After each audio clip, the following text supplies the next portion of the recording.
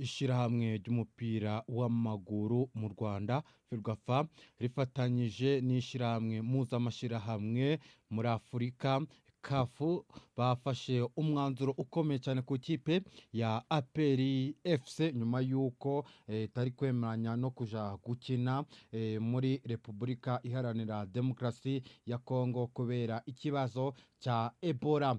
Imyanzuro rero yaturutse muri kafu yishikiriza Ferwafa kugira ngo ibashe kwigeza kuri iyi kipe nkuko bisanzwe bitegetswe nkuko byavuye ku mukuru wa kafu Dr Patrice Motsapa. Bikaba bivugwa ko ikipe ya APR FC igomba kuzitabira uyu mukino kandi ngo bigomba kuzaba ku tariki 5 nk'ibisanzwe nkuko amasaha ameze, ntabwo ibintu bigomba kuzahinduka. Aho kandi iri shirahamwe ryo muri Afurika byafashe n'indi myanzuro ku kipe ya APR FC, aho ikipe ya Rayon Sport irimo yitegura imikino ya Super Cup iteganyijwe ku tariki ya 27. Umutoza hari ingingo Francis yatangaje amagambo akomeye cyane nyuma yo kuva mu nama yari yahujije abayobozi batandukanye b'ikipe ya Rayon Sport ndetse n'abafatanyabikorwa basanzwe bafite imigabane muri iyi kipe, ndetse hakaza no kwiyongeraho ubuyobozi bwa banke ya Kigali n'abakinyi ba Rayon Sport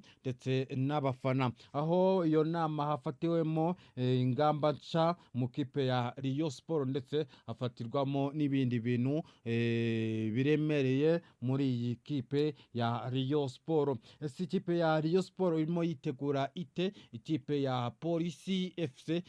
Ibyo byose ndabikuzaniye 5-5. Turaza kandi no kugenda twinjira mu kipe Mondane ese ni kihe kintu kiri kuvugwa muri iyi kipe ya Rayon Sport. Ese ni kihe Rayon Sport iri guteganyiriza abakunzi bayo, ndetse kandi twinjire no mu tuntu n'utundi muri iyi kipe yacu dukunda y'ubururu n'umweru ariyo Rayon Sport. Mwibutsa kandi rero kureba video yose ukayirangiza kuko nibyo bintu byiza kugira ngo usobanukirwe neza 5-5 kugira ngo hatagira ico ucikwa. Ni Rayon 50 ikomeje kukugezaho amakuru yizewe kandi azira ibihuha. Uyibuka gukora subscribe, ukibuka gukora like, ukibuka ndetse no gusharinga.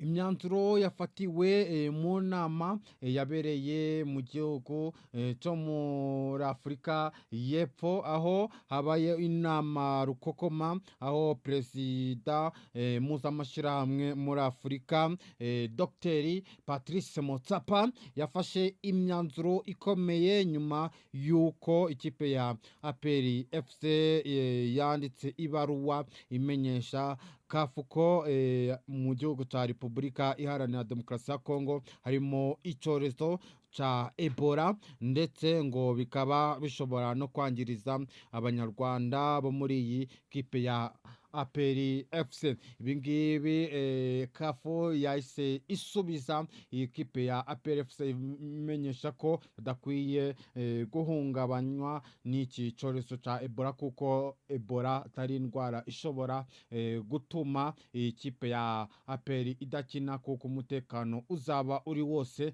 ndetse n'ibyo bazakoresha byose bizaba byizewe. Aho kandi kafu yatangaje ko mu gihe APR yakwisubiraho nije gukina yahanwa bikomeye cyane, ndetse ikabasha no kuba yahita imanuka mu cyiciro cya nyuma, kuko kafu niyo shirahamwe ishinzwe imikino yose ibera hano muri Afurika, ndetse na niyo ishinzwe gufata ibyemezo ku makipe ndetse n'imyanzuro yose. Nkuko mwabyumvise igihe APR yikura mu shirahamwe ryo gukina igikombe kirusha ibindi Super Cup, aho rero kafu ariyo yafashe umwanzuro kugira ngo ibintu bigende neza, kuko Ferwafa ibikwiye kugeza ikibazo kuri kafu na kafu nayo ikabasha kucigaho nk'ishirahamwe rikuru, ubundi barangiza bagafata icyemezo. Ferwafa ikabona rero gutangaza icyemezo kiba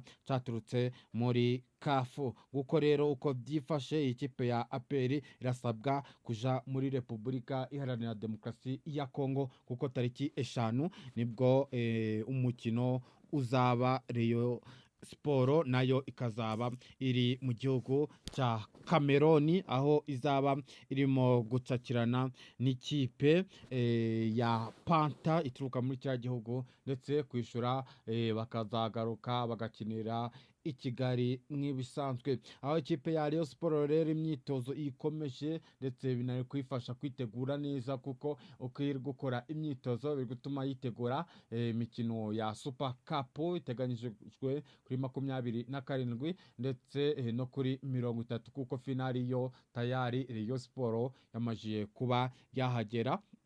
Ndetse Rayon Sport bikwifasha kwitegura neza mu buryo bukomeye ndetse n'umutoza ubwe bikamufasha korohereza ingendo ndetse n'akazi mu byo akora kuko hari ingingo yatangaje amagambo akomeye cyane ubwo yavaga mu nama yari imajije guhuza abayobozi b'inzego zitandukanye mu kipe ya Rayon Sport. Yasezeranyije abakunzi ba Rayon Sport ko azabazanira ibikombe byose biboneka muri shampiyona y'u Rwanda uyu mwaka. Mu witege uyu mwaka mwitegure ko aba Rayon Sport tuzabyina intsinzi ndetse mutangire mubike ibyishimo byanyu kuko ahantu tugeze ni ahantu heza, ni ahantu rwose tuzaba tumeze neza nk'abakunzi b'ikipe ya Rayon Sport. Aho ikipe ya Rayon Sport rero abakinnyi bameze neza, imyitozo bari kuyikora,